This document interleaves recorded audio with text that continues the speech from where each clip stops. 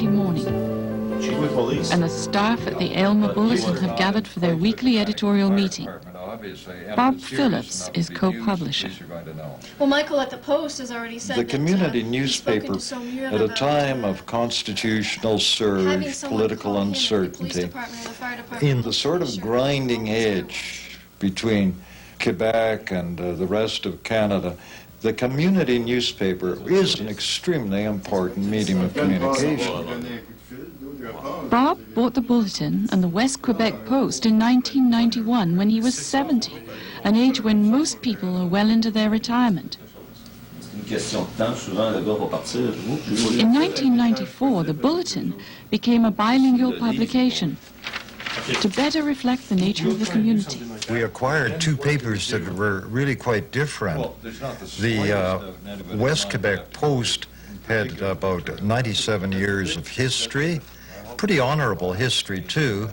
The Aylmer Bulletin, on the other hand, was a more recent paper, about 11 years old. Latter's neat, really great. And it had no recognition at all. Hope that comes well at the printer. I don't think anyone thought we were crazy because we went into it knowing we were not going to make any money. You could certainly have a much better future by buying Canada savings bonds. We should have a fine. There was a good deal of optimism that the recession was about to end in the beginning of 1992. We were full of idealism that we could make them An articulate spokesman for the English-speaking community in the West and making some kind of contribution, whether recognized or not, through better relations. We're closer to the people. They get their opinions from community newspapers in the way they, in some senses, do from municipal much more than from federal or provincial governments. 10 minutes from Ottawa, Aylmer is a town of 32,000 in West Quebec, near the provincial border of Ontario. Home to both French and English-speaking residents, it is a bedroom community for Ottawa. Just under a third of the population is Anglophone. We changed the Bulletin entirely and made it a totally bilingual paper serving the French and English language groups. I'm sure. Yes, I'm sure. This meant they would be getting the same kind of news. They would be learning about each other. We think that was some kind of a contribution to positive relations between two languages, two cultures.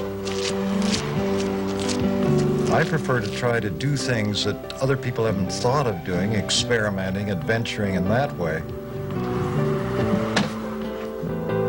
This is the kind of place where I feel comfortable, in some sort of way, excited challenge.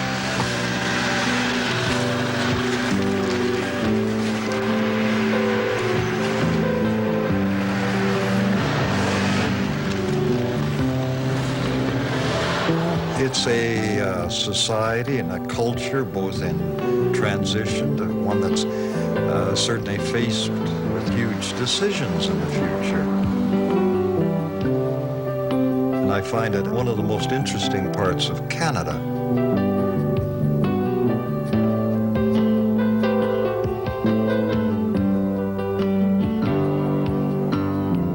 Almost every time when I drive into the Chemin Summer down to the Grange, I have a feeling that this is driving to home.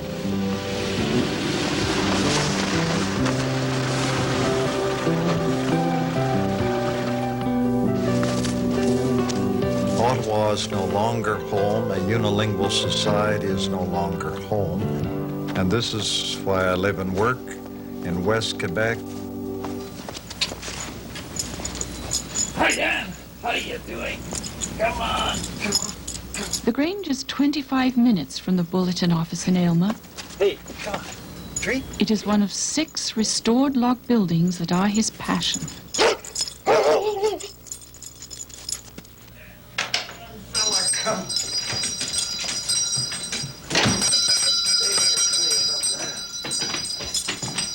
Increasingly, I've worked in the Grange because partly it's more efficient. One can do almost anything here. One can make up pages here, one can edit, one can proofread and so on, and transmit electronically. One does it here, I suppose, the immediate excuse, there's less interruption. One can tend to work much more intensively.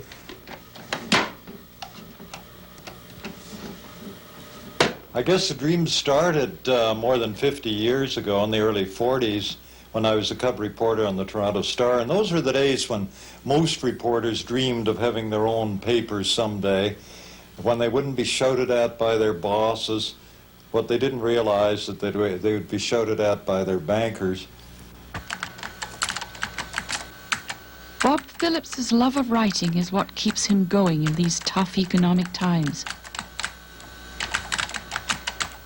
Community newspapers aren't the money spinners they once were. The payoff comes in other ways. These are some of the awards our team at the Aylmer Bulletin won last year, and we were kind of proud of them. I think the one I have the sort of sentimental attachment to is the best ad in English language community papers in Quebec last year. It was a promotion for circulation pointing out that we bring you the news like man bites dog. And of course the dog in this case is good old Dan, as a model.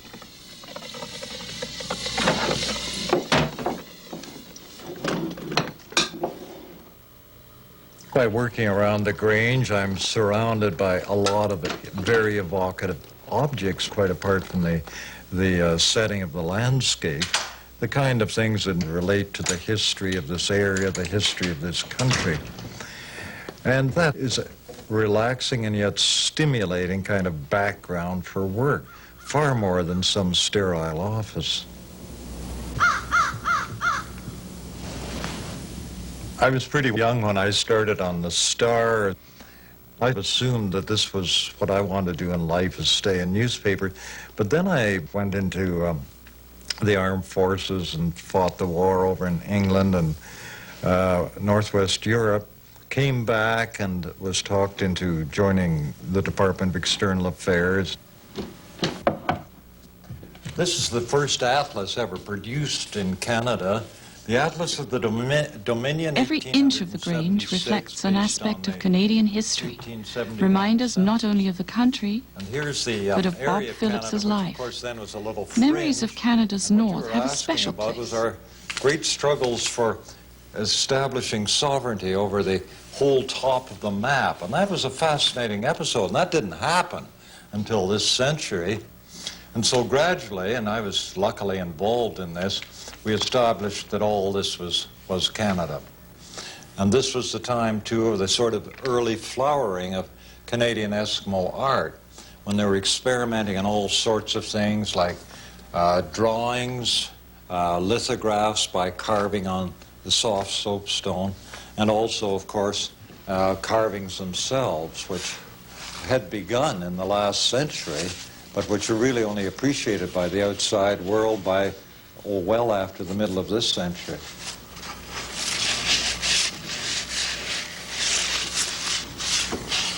This is the famous Mackenzie King couch, which was in his East Block office, and presumably he used it to repose a bit before he went over to question period in the afternoon.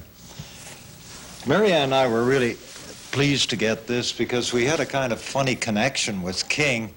He'd taken some interest in me when I was a very junior officer in external affairs. And on June 14th, 1946, I got one of the strangest calls of my life when someone said, Mackenzie King is on the phone. And indeed it was the Prime Minister of Canada phoning me to congratulate me on getting married the next day and making me promise to bring my bride to meet him. And in due course in that summer we did. And we had a most extraordinary afternoon over at Moorside, having tea with him. So we still have a few survivals of Mr. King we've collected, and I guess this is about the most precious of all.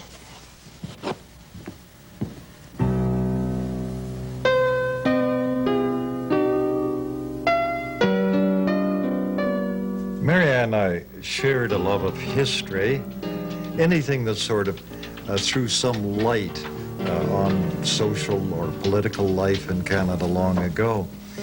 So I guess it was not surprising that we went to an entirely new dimension when we started collecting buildings. Wow. Well, this building has not been here, but started life in 1819.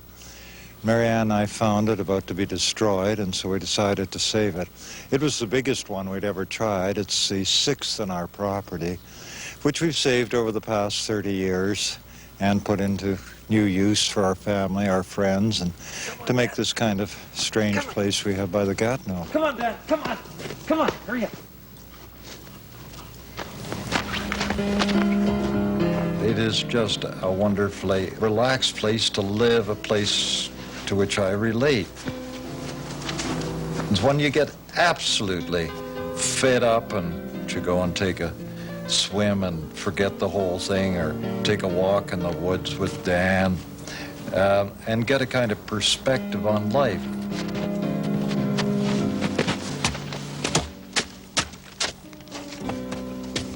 Or you can even go up and climb our highest hill and go up onto the observatory tower and look down on the rest of the world, where all the little ants are working over there in Ottawa on the horizon, and think this is the place for doing your own thing.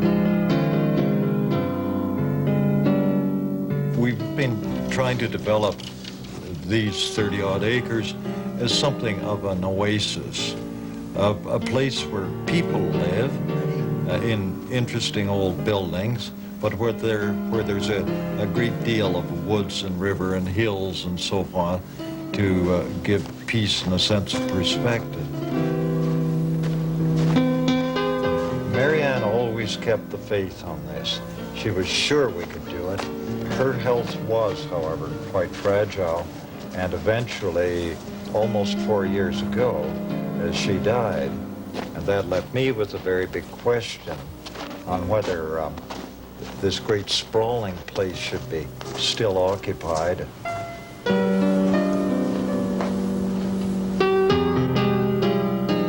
Now it would be just by a man and his dog. It's a pretty big dog. So I decided to keep the Grange. After Marianne died, I had sort of adjusted, as one must, to continuing life in the Grange, surrounded so much by the things that were part of her life. But then, after 2 years, the whole thing was consumed in fire.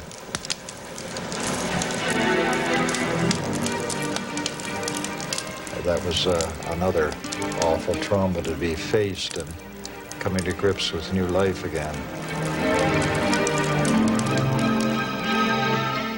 It seemed that all the collections were lost, all the early books and maps and prints and all the rest of it. And it was a pleasant surprise to find some things, perhaps scarred, sometimes broken, but still surviving enough to preserve the memory of them.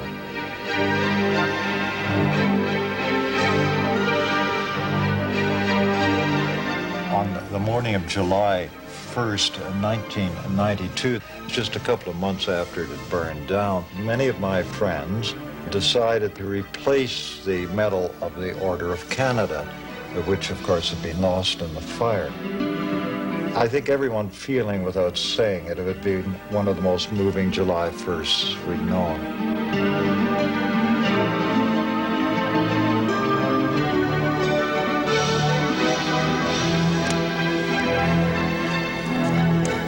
It was a knife-edge decision, but eventually the family and I decided we'd restore the Grange.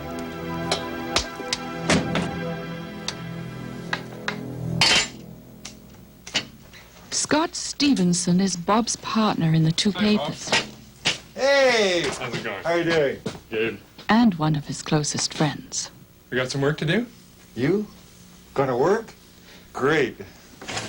I see you've cleaned up your bench. Scott and I happened to meet at the Aylmer Bulletin. Very quickly became good friends. Though we always said at the back of our minds, this community paper someday, and that the opportunity for buying the two community papers came much more quickly than we expected.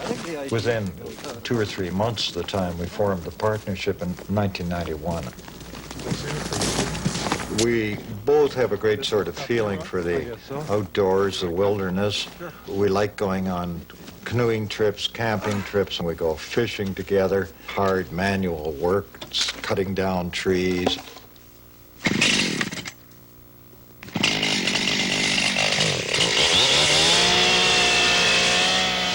It was a kind of funny combination, both in a partnership, maybe in a friendship. Youthful energy and wise experience.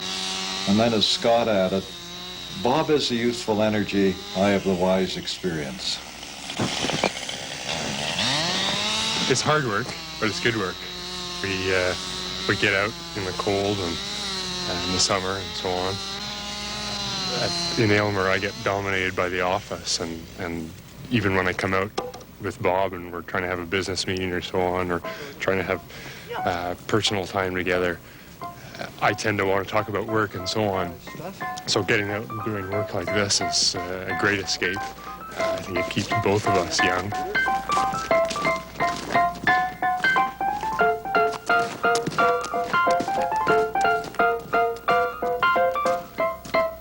The sap is running, and spring is near as Bob prepares for the opening of his cabana sucre.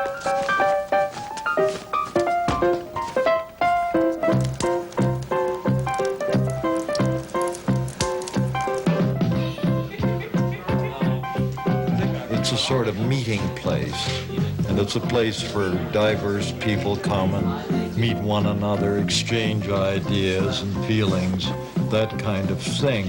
And there are just not many kinds of places like this. We'll just continue with the experiment as long as there are human voices within the walls of the green.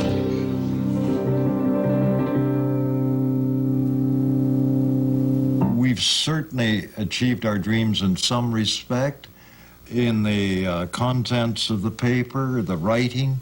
It's been a great experience, and we certainly don't ever regret the experiment, the challenge.